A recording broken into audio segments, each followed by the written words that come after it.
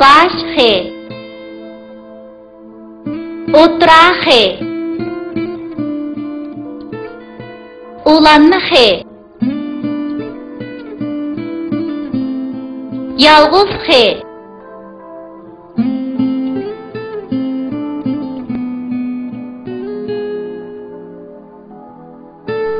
Boğamdan xarcılıdın xarlı çıktı, xarızın yançıqığı astan tıktı. Asxanıda as iter, apam bilen hedemler. Yalap yürer tilini, qarsıqı aç beğenler. Çakadanla bak çıkadı asta asta, tiyin oğul qocuvaldı toydurmayla. Gör, şamallar uçtu. Darax şaxları ısılğa çıktı.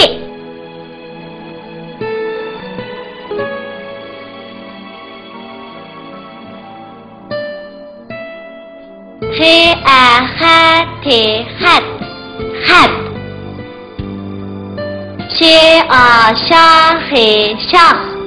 şah Nahqa şanı koysak naqşa buludu. Nah naqşa Xiga mirni koysak ximir buludu. Mir ximir Xuşqa Xuyni koysak Xuşxuy buludu. Xuş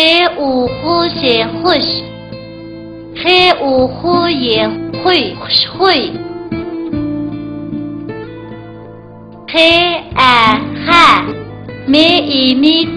Hamid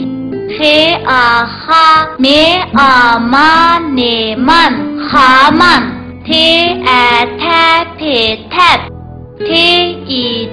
Tepti Hamid Xaman Tepti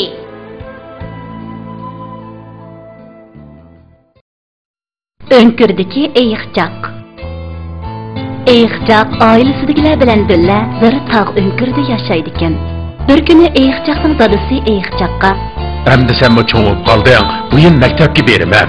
O'rganish qiladigan ayrim hojang bo'lmasa bo'lmas. Shunga biz o'rmonlikdan daraxt kesib kelib, kangina uy yasab, shu uyda turaylik" debdi. Bahar kelganda ular o'rmonlikqa beribdi. Bu chaqda daraxtlar diqsirib chechaklagan ekan. Buni ko'rib, Eyiqcaqning daraxtlarni kesishga ko'zi qiymabdi. Yoz ketdi. Ular yana o'rmonlikqa beribdi. Bu chaqda daraxtlar bek qaraqsan bo'lib ketgan ekan. Eyiqcaqning daraxtlarni kesishga faqatli ko'zi qiymabdi. Kuz ketdi. Ular yana o'rmonlikqa beribdi. Bu chaqda daraxtlar mevalar pishib ketgan ekan. Eyiqcaqning daraxtlarni kesishga zodili ko'zi qiymabdi. Qish ketdi. Ular yana o'rmonlikqa beribdi. Bu chaqda daraxtda nurg'un qushlar chang'i tizgan ekan. Eyiqcaqning daraxtlarni kesishga yana ko'zi qiymabdi. Oylar o'tibdi, yillar o'tibdi. Eyiqcaqning qiyin sharoit ko'nib qolibdi. Eyiqcaqning dadasi Eyiqcaqning ko'nglidagini tushunib, davomli tog' o'nkirida yashar yeribdi. O'rmonlikdagi hayvonlar Eyiqcaqning ish izlaridan ta'sirlanib, ota bola ishga dasta yovgullarni taqdim qilishibdi va o'zaro yordam qilishadigan bo'ldi.